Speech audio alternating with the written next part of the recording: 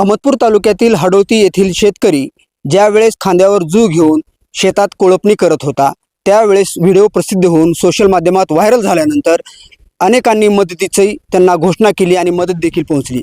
अशीच परिस्थिती मराठवाड्यातील अनेक शेतकऱ्यांची आहे। शेतकऱ्यांची मुलं हे कुठे ना कुठे रोजंदारीवर काम करताना दिसतात। काही जण किराणा दुकानावर काम करतात तर काही जण पाईपाच्या दुकानावर काम करतात। 7-8 हजारावर हे शेतकऱ्याचे लेकरू काम करते आणि त्याचे 75, 60, 65, 80 वर्षापर्यंतचे वयोवृद्ध आई वडील शेतात राबतायत।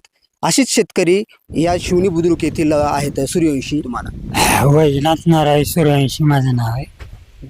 मी शिवणी बुद्रुक औसा तालुका इथे राहतो।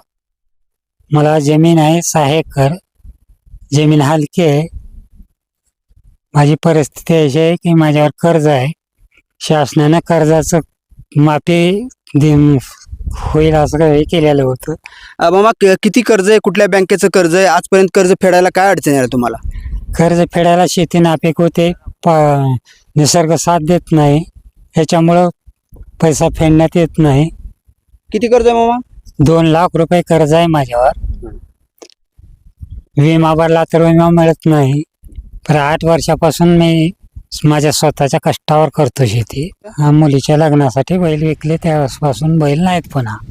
बर, घरात मुलगा आहे का तरुण? तो काय करतोय? तो आपल्याला शेतीत मदत करतोय का? काय त्याचा व्यवसाय? व्यवसाय आहे त्याने ते किराणा दुकानी लोथरमध्ये राहते, जाते, त्याचा परपंच ते भागवत आहे। हा, आम्ही आमचंच चालू आहे, आमच्या शेतीमध्येच कष्ट करीत आहोत। शेती किती एकर आहे? पूर्ण तुम्ही ओलिताखाली शेती आहे का? पाण्याची काय अडचण आहे? कशी शेतीची परिस्थिती? पाणी नाही। मी सतत काही कष्ट करीत 7 बोर झाले माझे, एकाही बोरला पाणी लागलेलं नाही। ही शेतकऱ्याची परिस्थिती आहे की जर शेतकरी कष्ट करायला तयार आहे परंतु निसर्गाची साथ मिळत नाही, तर कधी शासनाची साथ मिळत नाही। यामुळे अनेक संकटांचा सामना शेतकऱ्याला करावा लागतोय। आजी, तुम्ही स्वतः काम करताय शेतात, नेमकं काय वाटतंय? का काढते व जीवाला जड सुद्धा झालं तरी करावंच लागते, केल्याशिवाय मार्गच नाही। पेरलं तर पाऊस नाही, पाऊस येणं झाले त्याच्यामुळे सुकून चाले, त्याच्यामुळे गवत येते म्हणून काकुलीतीने ही गवत काढायचं पडते। रोजगारीला पैसा द्यायला नाही आपल्याकडे, विमा भरायला पैसा नाही, भरला तर विमा येत नाही। ही आमची अवस्था आहे। अनेक वर्षापासून तुम्ही साथ देतायत आणि ह्याच्यामध्ये उत्पन्न काही राहतं का नाही शिल्लक? उत्पन्न हे खर्चामुळे झाले, खर्चा लई उलाला आणि ह्याचे कमी उलाले। भाव कमी आहे मालाला, भावच नाही मालाला आणि खर्च लई उलाला पिकाला, ह्या शेताला करायला। सरकारनं जर हमी भाव दिला किंवा जर तुमच्या उत्पन्नाला चांगला भाव मिळाला तर शेतकऱ्यांना शेती परवडेल का? भाव दिल्यावर इकडून ह्याने पावसाने बी मदत केल्यावर, त्याने भाव दिल्यावर फरक पडेल की आपणाला। साथ भेटल्यावर, साथ देत चालल्यावर आपणाला बी त्याची मदत झाल्यावर आपली मदत केल्यावर होतेच। तर त्यांच्या शेजारी शेतकरी आपल्या सोबत आहेत, नेमकी काय परिस्थिती आपण त्यांच्याकडून जाणून घेऊ। तुमच्या शेजारी सूर्यवंशी म्हणून वयोवृद्ध शेतकरी इथं काम करतात शेतात, काय परिस्थिती त्यांची परिस्थिती हालेकीची आहे आणि सध्या ते स्वतः शेती कष्ट 7-8 वर्ष झालं स्वतः नवरा बायकोच करतात। त्यांच्याकडे बैल नाहीत आणि एक मुलगा आहे तो लातूरला कामाला असतो आणि त्यांची परिस्थिती नाजूक आहे आणि त्यांच्यावर देणं आहे, शेतकऱ्यावर तर सगळ्यावर देणं आहे। आम्ही पण शेतकरीच आहे। औसा तालुका शिवणी बुद्रुक हे गाव पूर्ण विमा आलेला नाही किंवा सरकारनं कर्ज माफ केलेलं नाही। या सरकारनं आश्वासन दिलं तर हमी भाव किंवा हमी भावातील फरक मी शेतकऱ्यांना देणार आहे। शेतीची कोणतीच गोष्ट या योजना राबवलेली नाही। हे सरकारचं लबाड सरकार आहे। जगाचा पोशिंदा म्हणला जातो शेतकरी, त्याच्या हातात अशी का बरं आहे? आमची परिस्थिती नसल्यामुळे आम्ही मुलं घडवू शकत नाही।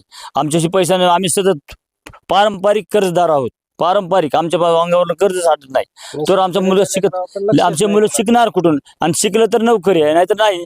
मग कुठं तर खाजगी नोकरी करावं तर असं मर्जीनं काम करावं लागते। मग ही परिस्थितीत कधी बदल होईल असं वाटत नाही?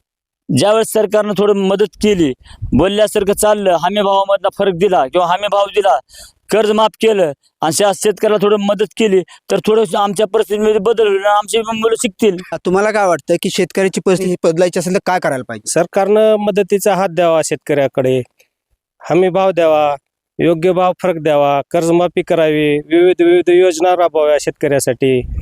आजकाल शेतकऱ्याचा खर्च जास्त आहे आणि उत्पन्न कमी आहे। उत्पन्न बी निघालं तर त्याच्यासाठी भाव मिळत नाही। त्याची व्यवस्था होत नाही.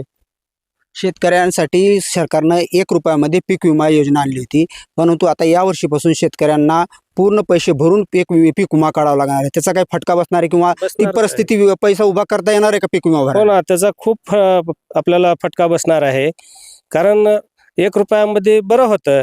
आता तेवढे पैसे भरायचे, पुन्हा त्याची यायची गॅरंटी नाही आपल्याला, केव्हा येईल नाही. असं आहे ना. शेतकऱ्याकडे आज पेरणीला किंवा कोळपणीला देखील पैसे नाहीत. पीक विमा भरायला पैशाची व्यवस्था कशी करते शेतकरी? नाहीच ना. उचल आणतो आम्ही आडतून वगैरे इकडून तिकडून खाजगी सावकाराचं देणं करून आणि ही विमा भरतो, पेरणी करतो. पण हे पुन्हा आलं विमा किंवा कर्जमाफी आली तर त्याच्यातून लेवल लागते, नाहीतर असं परवडत नाही. आता हे सूर्यवंशी वृद्ध दाम्पत्य शेतात कष्ट करतायत. किती वर्षापासून कष्ट करतायत? त्यांचं हे काय जीवनमान? जवळजवळ 8-10 वर्ष झाले माझे शेजारीच आहेत.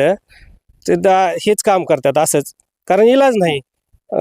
कोरडवाहू शेती आहे, पाण्याची साधन नाही आणि पिकत नाही व्यवस्थित. केव्हा पाऊस पडत नाही, केव्हा शेतीला मालाला भाव मिळत नाही.